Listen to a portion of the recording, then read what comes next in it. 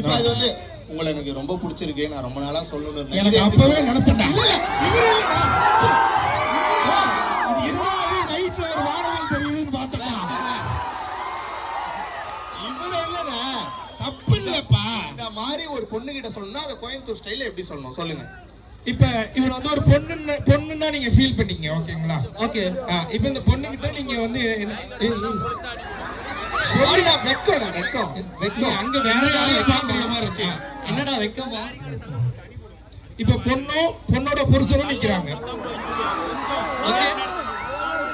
நான் வந்து உங்களோட ஃப்ரெண்டு. நீங்க என்ன பண்ணணும்னு ஆசைப்படுறீங்களோ பண்ணிருங்க. இல்ல லவ் ப்ரப்போஸ். என்னங்க செம்ம வெயிட்லங்க. மச்சான் யார் அவன் பாய் ஃப்ரெண்டா?